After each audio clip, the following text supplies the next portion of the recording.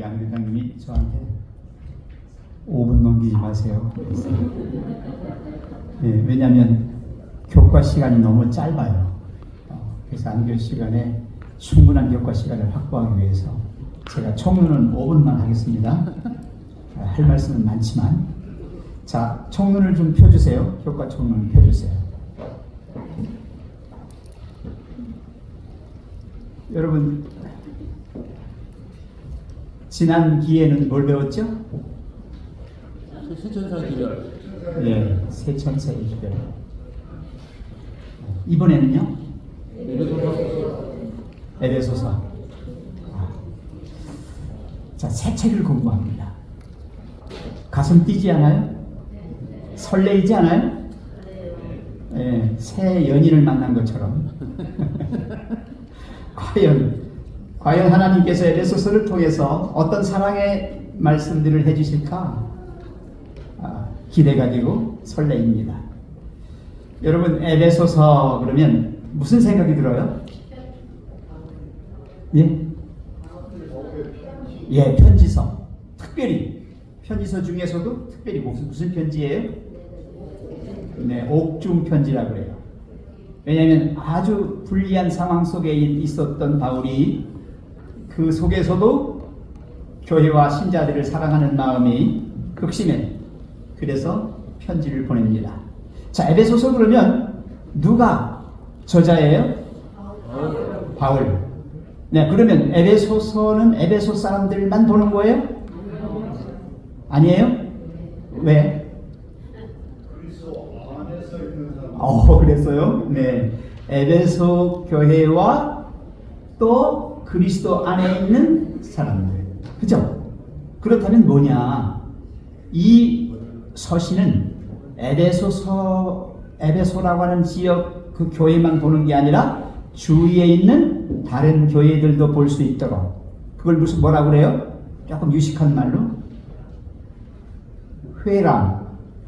회람이라는 거 아세요? 네, 돌려보는 거예요. 돌려보는 거. 네. 그러니까 에베소 교회도 보고 그 주위에 있는 교회들이 돌려보도록 그렇게 쓴 편지예요. 회람용이에요. 네. 자, 주제가 뭡니까? 에베소서의 주제가 뭐지요? 자, 에베소가 어떤 상태에 있었어요? 왜? 아니, 예수님 믿겠다고 새로 나와가지고 새롭게 만들었는데, 교회를 새롭게 만들었는데 왜 그 사람들이 왜 그렇게 또 뒤로 물러가나요? 이게 어떻게 된 거죠? 예, 역사적으로 에베소라고 하는 이 도시는요, 고대에는 로마 제국 안에서 몇 번째 도시라고 그랬어요? 네 번째. 제일 큰 도시가 뭡니까? 로마. 두 번째가 알렉산드리아. 세 번째가 안디옥. 네 번째가 에베소예요. 여기 보니까 인구가 그 당시에 25만 명이라고 그러는 것 같아요. 대단합니까? 네, 그리고 항구 도시예요. 그리고 많은 문화, 교통 중심지예요. 그러다 보니까 하나님을 믿고 새롭게 나온 교인들이 처음에 믿었을 때는 가슴이 설레이고 너무 좋았어요. 근데 그게 차츰 시련이 오고 박해가 오고 유혹이 오니까 어떻게 됐을까요? 식었어요. 이걸 첫사랑이 식었어요. 첫사랑을 잃어버린 에베소 교인들에게 사도 바울이 로마에 가택연금되어 있는 상태에서 그들에게 보낸 사랑의 편지예요. 다시 뭐하라? 첫사랑을 회복하라.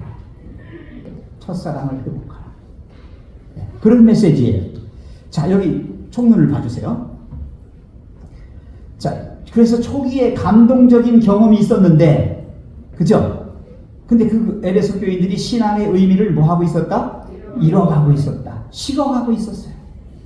네, 그래서 그들을 다시 새롭게 하기 위해서 편지를 썼기 때문에 마치 안 믿는 초신자들에게 보내는 그 내용의 말씀을 하셨어요.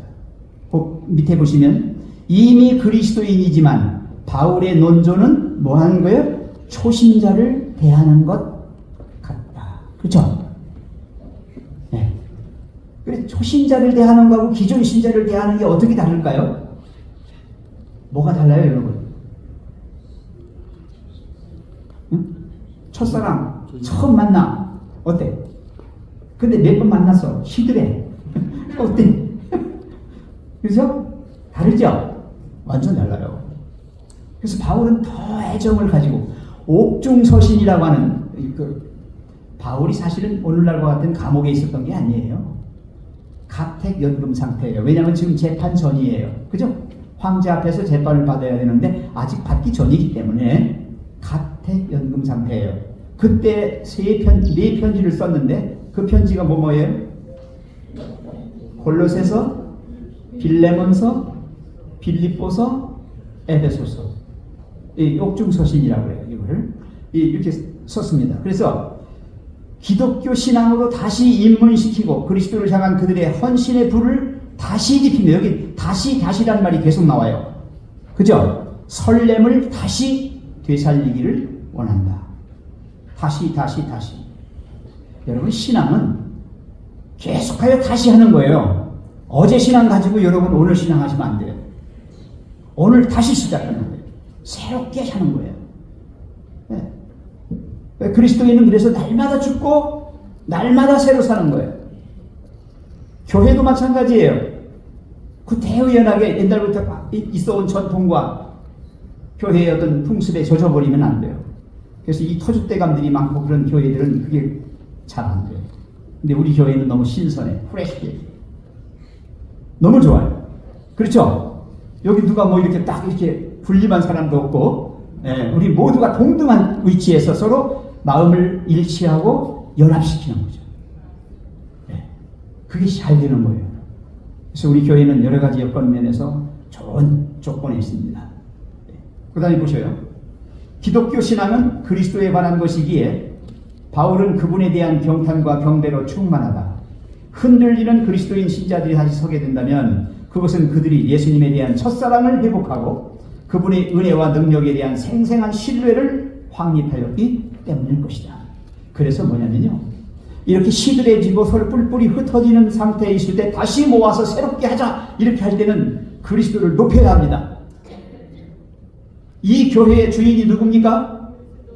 그리스도이십니다. 그분 중심으로 우리가 뭉쳐야 합니다. 그리고 우리는 그분 안에 있는 뭡니까? 이 뒤에 나오지만 그분 안에 있는 우리는 누구들입니까? 몸으로 말하면 지체요. 또 성전의 뭐예요? 교인들, 멤버예요. 그렇죠? 살아있는 성전의 멤버들이고, 또 예수님이 신랑이시라면 우리는 누구예요? 신부이고, 또 우리는 그리스도를 대장으로 모시고 있는 그리스도의 뭐예요? 군대예요. 맞아요? 이런 사람들이에요. 그래서 교회 안에서 일치와 연합이 이루어지는 거예요. 예수님을 최고로 모시고 예수님 안에서 각자가 맡은 역할, 그 기능, 그 분담을 해야 하는 겁니다. 여러분이 몸의 지체라면 이 손가락 있잖아요. 이 손톱이 있잖아요. 여러분 손톱도 굉장한 역할을 하는 거예요. 여러분 손톱이 없다면 이 손으로 마음껏 뭘 할 수 있어요? 못해요. 아주 중요해요. 이 머리도 마찬가지예요. 이게 있음으로 머리가 보호받는 거예요. 뜨거운 여름날 머리가 많은 여자분들이 유리해. 그게 크게 안 더워. 머리카락이 다 뭐해? 막고 있어요. 응? 요 눈썹도 그래요. 요 눈썹 완전히 밀면 안 돼요. 좀 살려두셔야 돼. 비가 올 때 여기 딱 하면 이쪽으로 흘러. 아주 중요한 거예요. 그래서 하나님은 모든 교인들에게 각각 몸의 지체의 일부분으로, 아세요? 그 다음에 교회라고 하는 유기체 속에 살아있는 부분으로, 조직으로 존재하는 거예요. 그래서 하나님이 어떻게 쓰실지 몰라요. 누구를 어떤 자리에 어떤 기능을 가지고 어떤 역할을 하도록 할지 모릅니다. 그래서 제가 이제 결론적인 부분만 말씀드리겠습니다. 예수님을 우리의 머리로 모시고 그분의 지체로서 또 그분의 성전의 주인이 되시는 예수님 안에서 우리가 서로 일치하고 연합함으로써 일사불란하게 제대로 훈련받은 그리스도인의 군대로서 우리가 이런 모든 역할을 감당할 때 우리는 이 어려운 시기를 극복해 나갈 수 있습니다. 그래서 제목이 뭐냐면 에베소서 시련의 시기에 예수님을 따르는 방법 그랬어요. 예수님을 최고로 높이고 예수님 안에서 우리가 통일되고 연합될 때 여러분 어떠한 환난, 어떠한 외부의 공격이 온다 할지라도 우리는 방어할 수 있고 또 승리할 수 있어요. 예수님이 그렇게 해주시겠다 약속하셨습니다. 맨 마지막 부분 읽고 마치겠습니다. 맨 마지막 부분 봐주세요.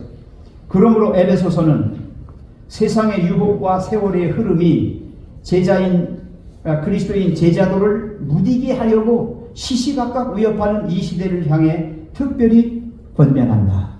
이게 그 당시 상황만 얘기하는 게 아니라 지금 시대에 에베소서는 그리스도를 높이고 재림에 대한 소망을 품고 살아가는 우리가 예수님을 따라가는 데 있어서 그의 교회의 활동적인 구성원이 되는 것의 중요성을 강조한다.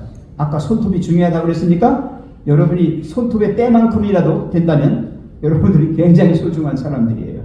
아시겠어요? 한 분 한 분이. 이 연구를 통해 우리는 에베소서의 말씀을 기도하는 마음으로 듣고 어려운 시기에 예수님을 따르는 기쁨을 새롭게 경험하는 특권을 누릴 것이다. 여러분이 처음 예수님을 영접했을 때 어땠습니까? 마음이? 어땠어요? 우리 그 첫사랑을 회복하셔야 합니다.